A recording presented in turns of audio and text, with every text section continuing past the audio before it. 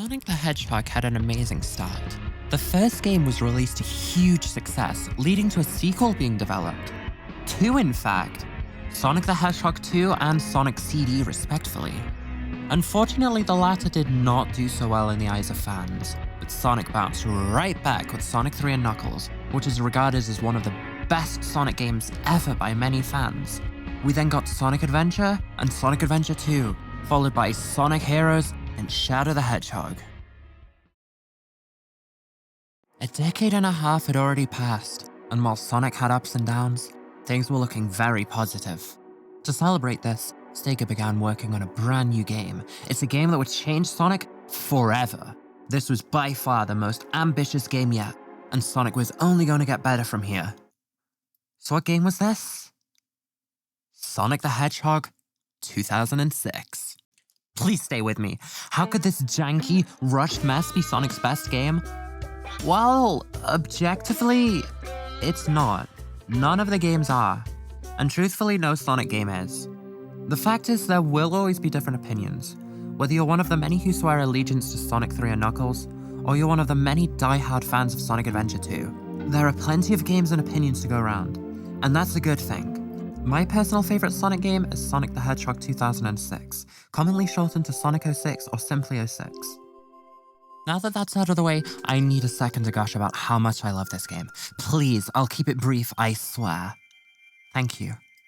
Firstly, I love the art style and the way the characters look. There's just something about the designs that I really love. I also love the way it portrays the characters. Sonic is portrayed excellently, and Shadow is portrayed flawlessly here. He's still got his usual quirks of being a little moody, but he genuinely looks out for his friends. He even helps Silver, right after kicking him in the face no less. He's willing to give Silver a chance, and even teams up with him at the end. And he does this while going on his own journey of self-discovery. Shadow's episode in this game is easily his best portrayal in the franchise. The textures are also really good. I'm also a huge fan of the level design, and this story is immaculate.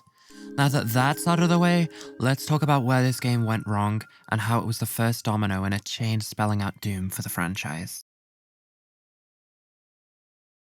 I'd be lying if I told you I was the first person to detail this game's flaws. It's a super well-documented topic, and every single video game journalist has published a blog or two about this game. And I get it, this game did not live up to the hype. However, for this video, it's important to detail at least some of the flaws. I'm not going to take that long, there are plenty of videos and articles about it, but if you allow me, here are a few faults in the game.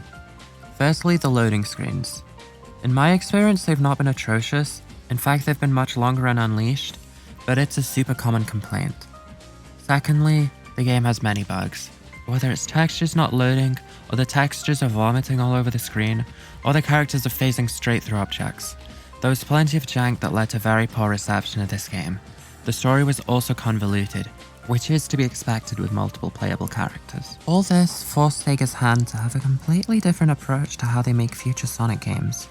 And we see that in the very next entry, Sonic Unleashed.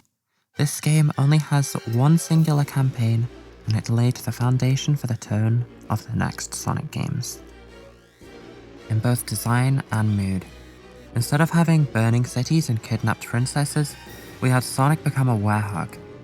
Quick side note, and I learnt this from Alice Mark, the prefix were refers to man, so you're basically calling him a man-hog. This game cut down the cast of characters hugely. The only returning characters besides Sonic are Tails, Eggman, and Amy. Not even Knuckles was in this game, and he's been in every Sonic game since his introduction. Except for Colors, he's not there either.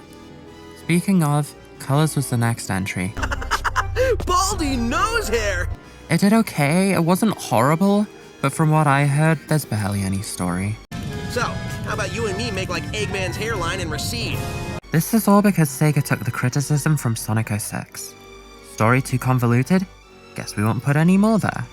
Too many characters? Guess you'll only see Sonic and Tails. Too many antagonists? Guess we'll only have Eggman.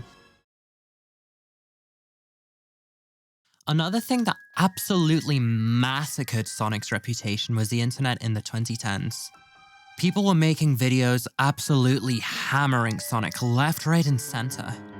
This was when you had your Sammy Classic Sonic fan, Angry Video Game Nerd, Scott the Waz, and just about anyone with Wi-Fi and an opinion were harassing Sonic. I believe this to be the aftermath of YouTube's early days and people figuring out what worked and what didn't. But I doubt the first guy to gain traction from shaming the Blue Blur saw the snowball effect their success had. And it was a real shame, because the people who were bold enough to admit to liking the character were getting harassed too. When he said, "This book is trash, nigga. Call them names!" One person said it'd be easier to explain your browser history to your parents than it would be to publicly admit you're a Sonic fan. Doing so would practically get you crucified. Ironically, like Shadow in 06, might I add. And I get it, clout chasing on YouTube is a slippery slope. It's also really easy to get sucked into. But if you want to take a lesson from the most successful creators, just be yourself. The best way to get attention is to stand out, and I hate to break it to you, but if you're regurgitating the same opinions countless people have spoon-fed you through their 120p webcams, you've not struck gold. You've fallen into an echo chamber, pal. Trust me when I say this, they are not pleasant. Believe you me, I gained a cult following on Twitter. Literally. And because of that, I'm skeptical of anyone who agrees with me. Fun! But that's neither here, nor is it there. All this really accentuates Sonic's fall from grace, and to think this bullet could have been dodged if it wasn't for that one game. However, that's how learning goes. Sega had definitely learnt a lot between 2006 and now. Case in point, Sonic Unleashed. As Sonic fans awaited the next Sonic game, Sega was at work creating said game. And in 2008, we were served what is probably the most Marmite game in Sonic history. Sands of Destruction and an incredible Hulk game came out this year too, but they're not important. But arguably neither is Sonic Unleashed. Oh, that one there was a violation. Personally, I wouldn't have it. An amalgamation of ideas good and bad joined Knuckles Chaotix in that the reviews were very mixed, and still are. This is probably the most Marmite game in the franchise. If you want to know someone's opinion on this game, flip a coin and there's your answer. I've unfortunately not gotten to play the game fully as I don't own an Xbox 360, nor does this game like being emulated. However, from what I've played, it's got a nice visual aesthetic and I like the comedy of it, but I think the story is rather silly. The tone is definitely a weird turn from even Sonic Adventure 1, despite the stories being similar in a few respects. And please don't talk to me about the medal requirements. I'm not backpedaling several levels just to play another. Shadow the Hedgehog got repetitive enough, but at least I liked that game. Plus you do get control of which levels you play to a degree. As long as you don't make me play Lost Impact. This game marked a significant shift in the franchise, subsequently causing a loss of identity for Sonic that would give Shadow a run for his money.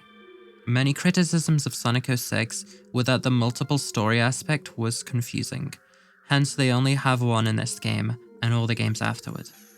Even Sonic and the Black Knight only lets you play other characters in certain levels with no effect on their story. Sonic games became a lot less dark, even in Forces. And while Sonic Forces does have a darker tone compared to its predecessors, they're trying too hard not to overdo it, resulting in a rotten mess that doesn't know what it wants to be. Another thing to note is Sega kept to a fairly small cast of characters, and only rarely used the others as background characters. Generations takes this approach differently, however, as it does feature a bigger cast, but you don't interact with them much unless you want to, so they're not really connected to the story that much. It's sad to see Team Chaotix treated this way. They have so much potential, and yet Sega doesn't know how to use them.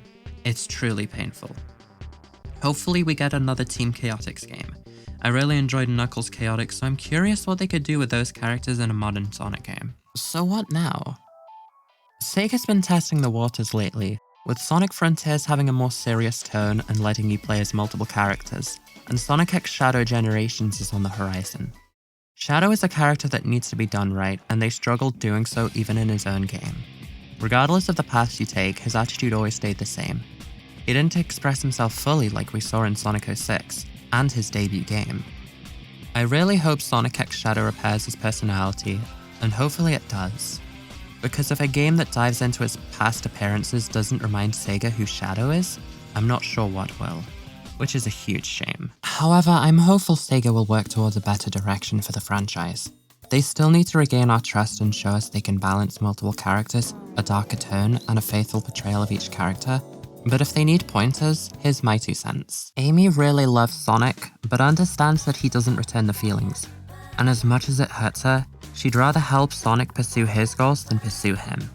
She's her own person with a big heart and wants to do good, even if the people around her don't think it's that important. Tails is a mechanic who cares about his friends. He can stand up for himself and uses inventions to the benefit of both himself and others. He's not afraid to speak up when someone hurts his friends. Knuckles is a bit of a hothead and isn't the brightest, but he's not that dumb either. He enjoys the thrill of giving Sonic some competition and is very loyal to protecting the Master Emerald. He's a very deep character with a lot of backstory, but he always wants to fight for the right cause. Shadow is a depressed and agitated character. He's really been put through the ringer, but he enjoys helping people, even if there isn't actually anything in it for him. He sees Sonic as more of a worthy rival than an actual enemy. He'll help the people he's closest to as well. He's courageous and doesn't let others get to him. He's very passionate about honoring Maria, and he'll accomplish his goals by any means necessary. In conclusion, hopefully Sega can learn from their mistakes and finally give us a great Sonic game after all these years. But if not, maybe this franchise is a lost cause. But I for one certainly hope not.